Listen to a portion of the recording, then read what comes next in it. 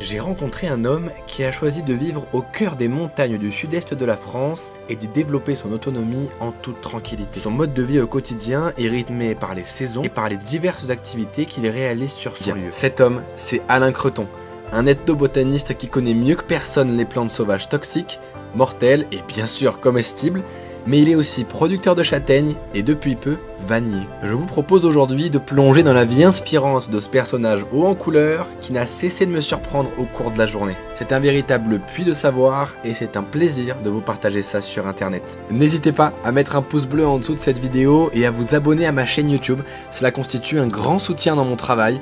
Alors merci à vous et c'est parti.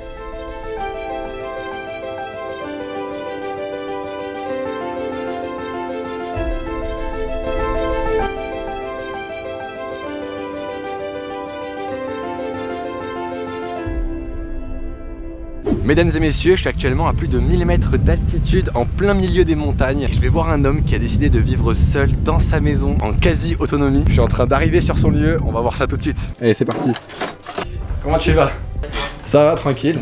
C'est en châtaignier ça, avec des écorces de châtaignier, tu vois, ça fait un panier souple. Ah ouais. C'est marrant. Ah, mais là c'est un mec, c'est un maraîcher qui fait des...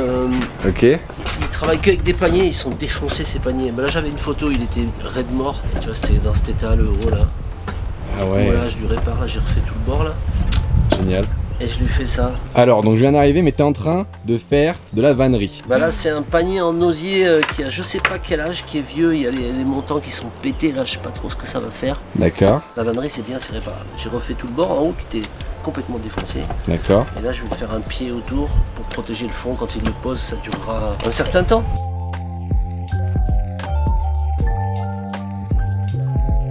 T'enfonces les tiges comme ça dans le panier. Ouais, ça va me servir à tresser autour. Ok. Le bord qui est tout pourri là. Ok. Sur une petite hauteur. Et à la fin, avec un système en pliant ces montants là, les uns sur les autres, on fait ce qu'on appelle la bordure qui est là, ça. D'accord, ok.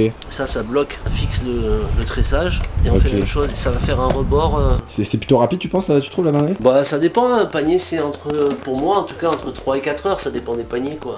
Ok. Un filet à bouteille avec de l'écorce de... Ça c'est de l'écorce de tilleul qui a été... Ah oui, tu me l'avais montré, c'est génial ça. Tu vois. Bon. Et ça c'est un agneau de la vallée qui a rendu l'âme. Ok. Il faut d'abord que j'enquille tous mes montants là. Faut que ça rentre un peu quand même parce que... Ah tu les enquilles dans les trous hein, à chaque fois, c'est ça? Dans le tressage. Dans le tressage, d'accord. En général on travaille pas en frais parce que le problème du frais c'est qu'après il sèche. D'accord. Du coup il se rétracte. Et ça fait une vannerie qui est toute... qui se tient pas quoi. Donc souvent on fait d'abord sécher et on retrempe. D'accord. Pendant combien de temps? Dans de l'eau simplement? Ça dépend du matériel. La clématite par exemple c'est le rouleau qui est là. La clématite, d'accord. La clématite tu la fais tremper dans de l'eau, hein, je prends 20 minutes. Ah 20 minutes seulement, ok. Ouais, je passe devant 2 montants et derrière un. Ça s'appelle une torche à 3. J'en pose un. Le suivant je vais le poser dans l'espace suivant. Là. Il passe devant 2 et derrière un. Puis là je descends pour... Et à la fin on aura un petit bord un peu moins explosé. Là j'ai tressé entre les barres. D'accord. À la fin il faut bloquer tout ça là. Et c'est la même chose que tout à l'heure, je passe devant 2 montants, celui qui est plié le deuxième. Tac, les plaques. D'accord. Je passe derrière, là il faut faire un peu attention à pas tout écraser. Puis là je couche le montant qui était là.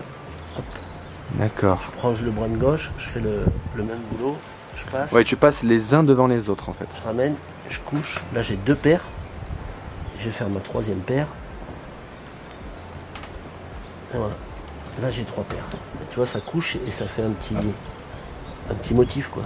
Et comment tu sais quelle tige récupérer au début? Parce que je vois que tu récupères... Là à chaque fois, ouais. À chaque fois j'ai 3 paires. Ça c'est des brins que j'abandonne pour l'instant. D'accord. Et pourquoi tu les abandonnes pour l'instant? Parce que c'est des bras. Celui-là, si tu regardes, ce bras-là, il a fait déjà tout le dessous, il est passé, il sort. Maintenant je vais travailler avec ce bras-là. Le jaune, si tu regardes, il vient juste de là seulement. D'accord. Il est plié juste derrière. Bah, il n'a pas fait son boulot, il n'a pas été tressé quoi, il est juste passé une fois. C'est le montant que je couche en fait, tu vois. Là. Celui-ci, maintenant je le tresse, voilà.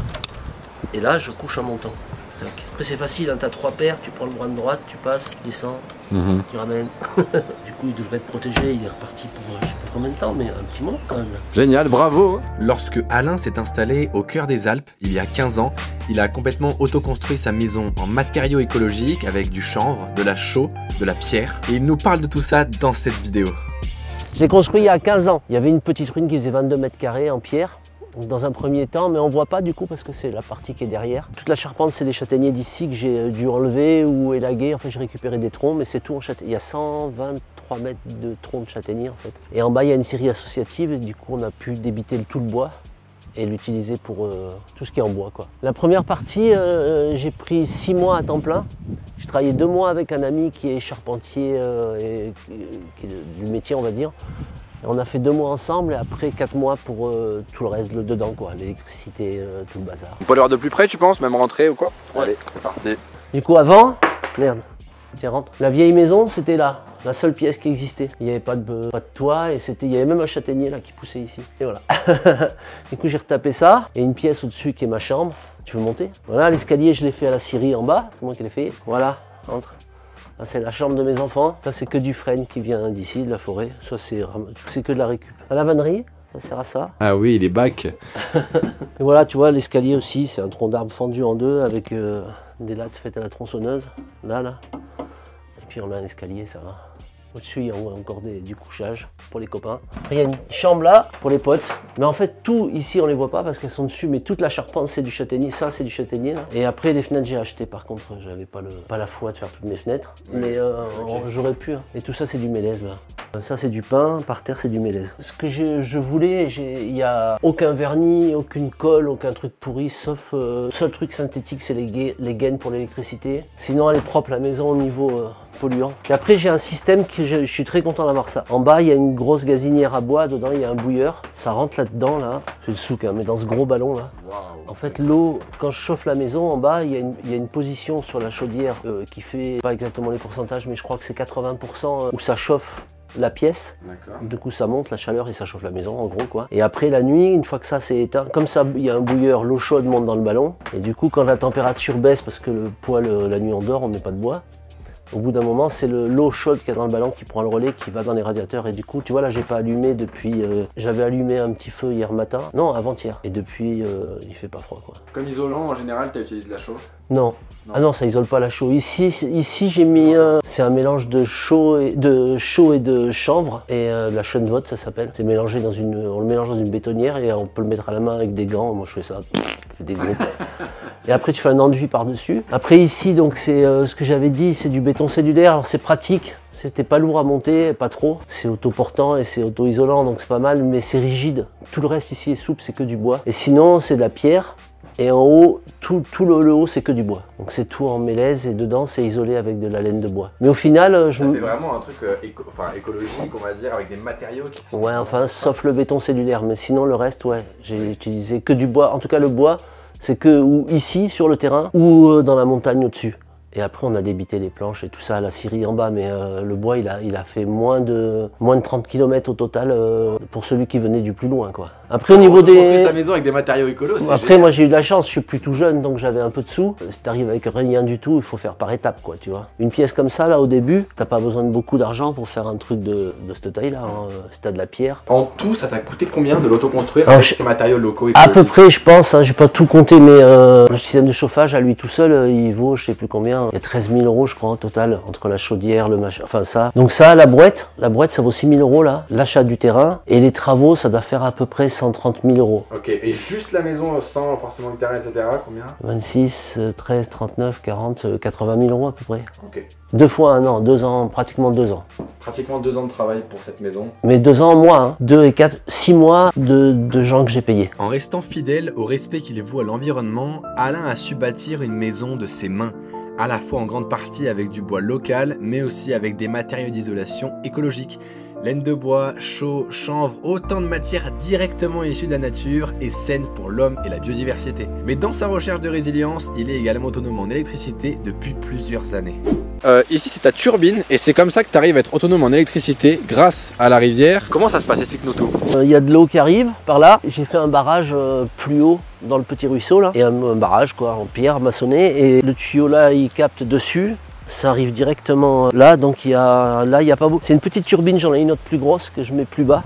Mais il y a trop de pression en bas pour elle. Mais c'est un tuyau de 63 mm, donc il y a quand même de l'eau. Alors il y a des systèmes allemands, en Italie ils en font aussi qui coûtent très cher, des gros blocs, probablement mieux finis. Ça c'est chinois. L'autonomie, c'est un peu relative dans cette histoire. Ben voilà, et puis ça, celle-là, elle fait, je sais pas combien, je sais même pas combien, elle doit faire 250 Wh, un truc comme ça. On est au-delà de la consommation d'une famille ailleurs. Tu vois, ici, par exemple, avec ça, il y a ma maison, il y a un congélateur de 500 litres.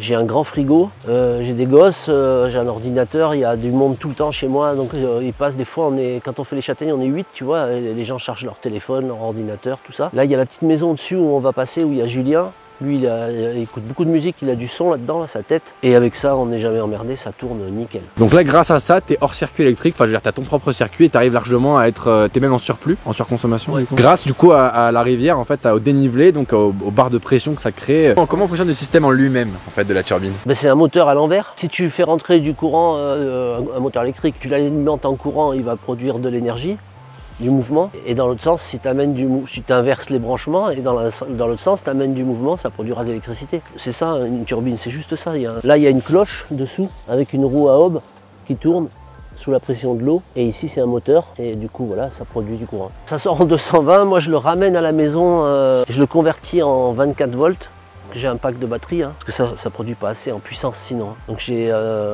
8 batteries de 200 ampères en 12 volts.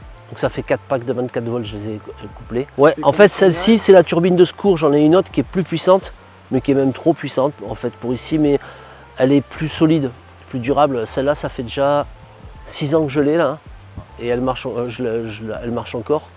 Alors que celle-ci en continu comme ça, elles ont des durées de vie trop courtes. C'est 2 ans, 3 ans et puis ça part tout en vrille quoi. C'est vraiment de la chinoiserie là. Mais là il y a un jeune qui habite un peu au-dessus, qui habite là en ce moment, là Julien, là, il est très fort en mécanique, en électricité, tout ça, et on va essayer d'en faire une quand même. Et voilà, mais en tout cas c'est un super outil.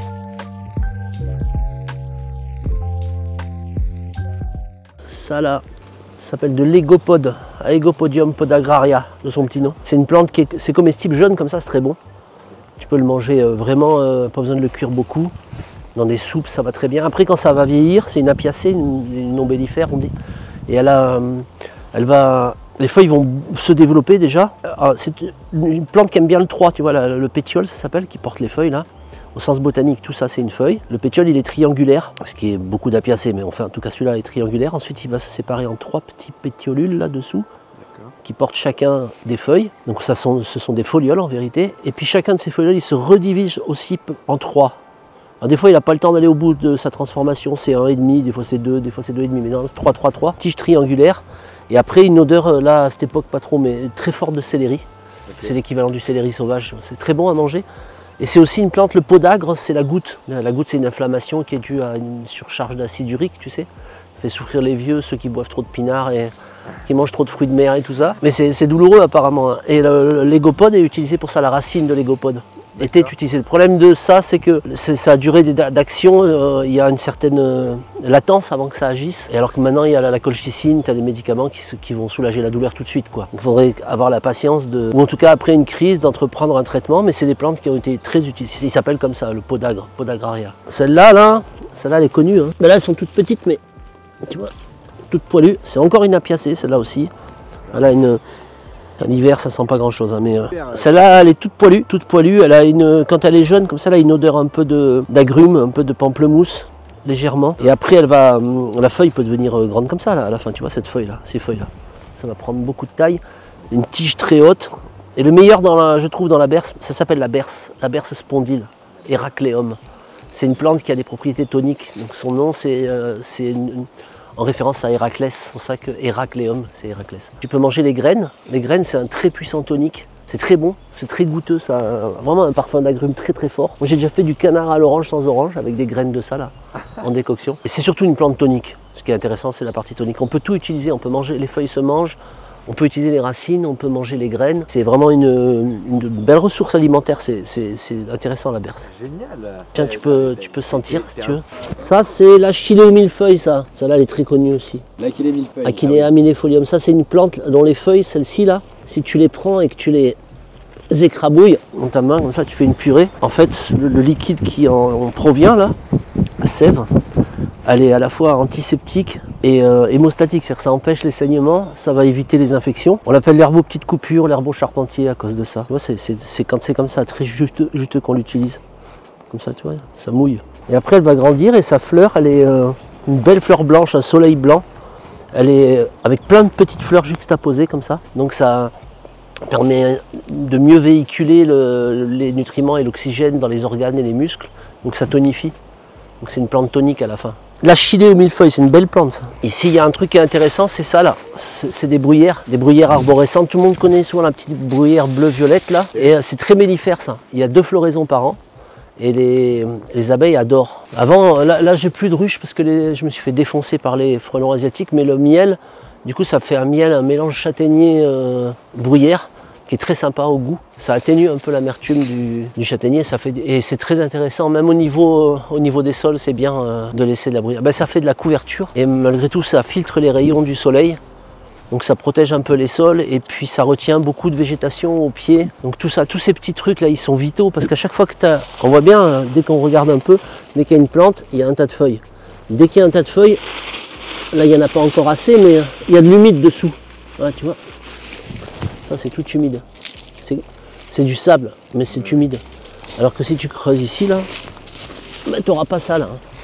Bon là il a plu, alors c'est discutable, on va dire mon propos, mais quand c'est sec c'est visible. Et du coup, tous ces petits arbustes, ces petits trucs, c'est important de les laisser nettoyer au sol pour ramasser les châtaignes, c'est bien, mais il faut viser quoi. Des arbres très productifs, on peut nettoyer un peu plus, d'autres on leur fout la paix. Et entretenir de la végétation au sol le plus possible, c'est notre avenir.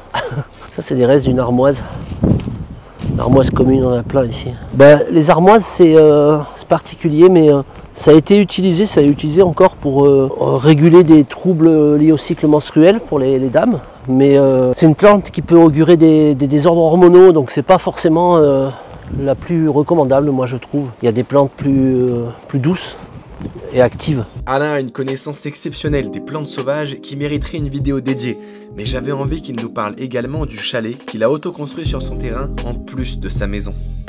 Voilà, c'est chez Julien. Bon, il y a un peu des bricoles à refaire là, ici maintenant, mais alors, lui c'est musique et piano. Et... Ah, c'est top.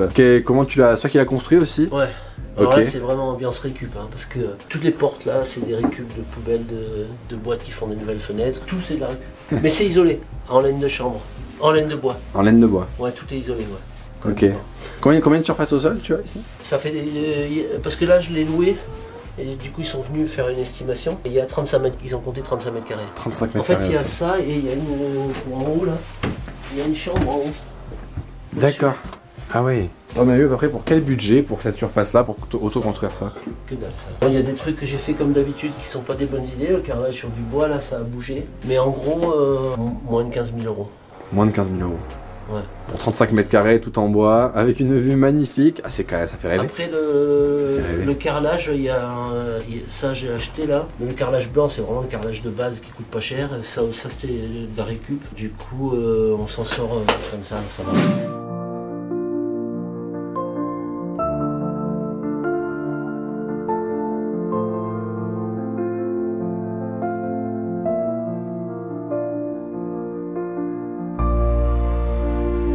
Je m'intéresse beaucoup aux plantes, aux usages des plantes, quels qu'ils soient. Donc aux relations qu'on a avec elles, pour être plus juste. Toujours pareil, c'est aussi une relation qu'on entretient avec le monde végétal via d'autres êtres. Voilà. Je suis devenu vannier, mais ça fait que 6 ans, 7 ans, je sais plus. Ça prend de plus en plus de place, j'aime beaucoup ça, le rapport au végétal, à des végétaux auxquels j'accordais pas peu d'importance avant, je vois autrement maintenant. Et puis voilà, et sinon, depuis que je suis ici, je suis devenu agriculteur et producteur de châtaignes. Et ça aussi, ça me plaît beaucoup, le rapport au vivant. D'une autre façon, je me sens pas du tout dans une agriculture de domination. Mais j'aime bien cette idée d'essayer de me nourrir et d'en être conscient sans que ce soit forcément un péché, tu vois, il faut bien manger. C'est pas vraiment la question, c'est pas vraiment l'autonomie pour moi, c'est pas, en tout cas pas dans ma préoccupation. Et puis je pense que de toute façon, ça veut pas dire grand chose en vérité. On est tous en interdépendance, il n'y a pas d'autonomie. Mais c'est plutôt... de diminuer autant que je peux dans mon quotidien et en essayant d'être heureux, de vivre ma vie, de diminuer l'impact que je peux avoir sur le milieu dans lequel je vis. C'est plutôt ça ma démarche. Ouais, je fais des stages de vannerie sauvage et du coup on va identifier les végétaux, les récolter. Du coup voilà, on récolte et puis après on apprend. À petit. Et après, je fais aussi des stages, j'ai un petit programme sur l'année, plus axé botanique, disons. Alors, on identifie les plantes, comment elles s'appellent, et qu'est-ce qu'on peut faire, ou qu'est-ce qu'on a fait avec. Oui. AlainCreton.fr, il n'y a pas plus simple. Voilà, je le mettrai en description. Ouais. Là, ils pourront aller voir directement. Si tu veux, merci. Ah, avec plaisir, normal. Un des trucs qui manque le plus souvent, c'est la créativité et l'imagination dans les êtres humains, je trouve, et la confiance en soi. Et je trouve que les jeunes aujourd'hui, il faut qu'ils se sentent libres. On a une société qui est qui impose trop de modèles de réussite, de fonctionnement, et je pense qu'il faut que faut pas que les gens aient peur que les jeunes aient peur de rêver leur vie, quoi. On peut rêver sa vie aujourd'hui, même dans le monde tel qu'il est, et c'est même la seule solution. Il faut rigoler et profiter de l'instant présent parce que lui, il est inaltérable, le présent. Alors que dès qu'on se projette dans le futur, on regarde le monde qu'on est en train de construire là et ça fait peur en fait. Et il ne faut pas se laisser manger par cette angoisse-là. Et la seule solution, c'est de vivre au présent. On peut être triste intellectuellement, mais jouir du présent et de chaque instant qu'on vit le plus possible, je trouve.